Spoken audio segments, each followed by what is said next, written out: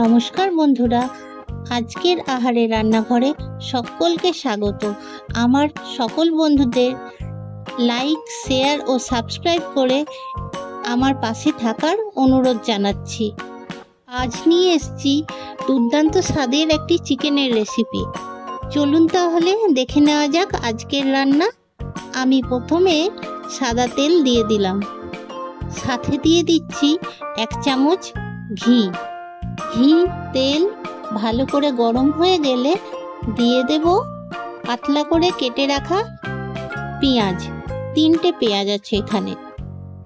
পেঁয়াজগুলো লাল লাল করে ভেজে নেব। পেঁয়াজের বেরেস্তা হয়ে গেলে এগুলো তুলে রেখে দেব।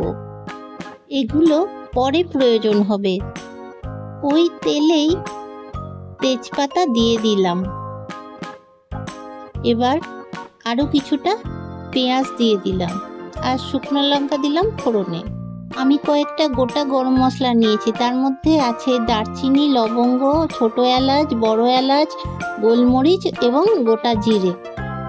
এই গোটা গরম মশলাগুলো আমি একটা হামালদিস্তায় নিয়ে নিচ্ছি। এগুলোকে কুটে দিলে ভালো ফ্লেভার বের হয়।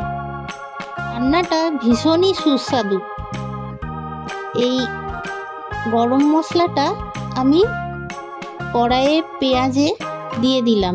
পেঁয়াজগুলো আমি কিন্তু খুব বেশি ভাজবো না, লাল করে ভাজবো না। পরিষ্কার করে ধুয়ে রাখা জল ঝরানো মাংসটা দিয়ে দেব। এর মধ্যে 1 কেজি 300 গ্রাম মাংস আছে। অর্ধেকটা লেবুর রস দিয়ে দিলাম।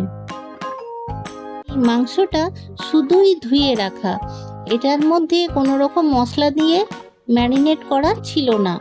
এখন দিয়ে দিচ্ছি কাশ্মীরি লঙ্কার গুঁড়ো, জিরের গুঁড়ো, ধনের গুঁড়ো আর গোলমরিচের গুঁড়ো।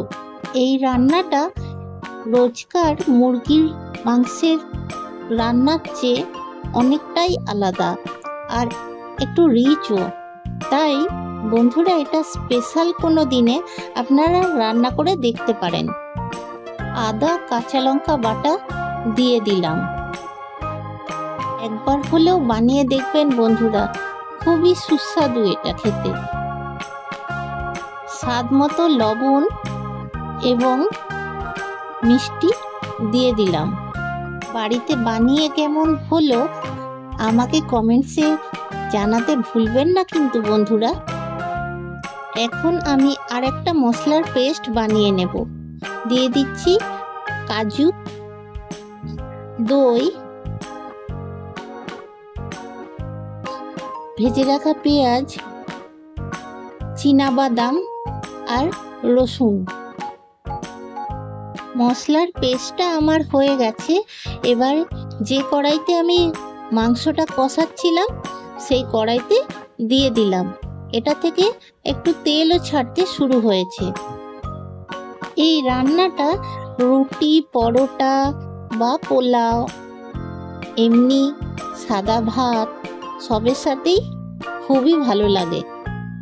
মিক্সির বাটিটা ধুয়ে আমি কিছুটা জল দিয়ে দিলাম যাতে মশলাটা নষ্ট না হয়। আমি এখানে কোকোনাট মিল্ক পাউডার দিয়েছি, যেটা রেডিমেড দোকানে কিনতে পাওয়া যায়। আপনারা ইচ্ছে হলে নারকেলের দুধও দিতে পারেন, কিন্তু একটু আঁচটা কমিয়ে দেবেন। নেড়ে চেড়ে ভালো করে মিশিয়ে নিয়েছি, আঁচটাও কমিয়ে দিয়েছি। এখন আমি দিয়ে দেব কেওড়া জল। নিত্য নতুন অনেক সুস্বাদু রান্নার জন্য আমার সাথে থাকবেন বন্ধুরা।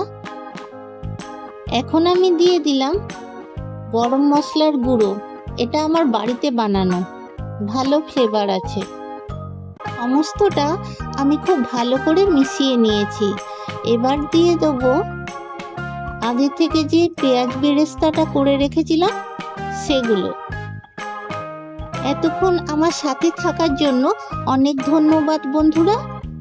আমি পেঁয়াজ বেরেস্তা ও অনিয়ন রিংস দিয়ে ডেকোরেট করেছি, আপনারাও করতে পারেন। স্বাস্থ্যকর আহারে সুস্থ থাকুন। আবার চলে আসবো অন্য কোনো দিন অন্য কোনো সুন্দর রেসিপির সাথে।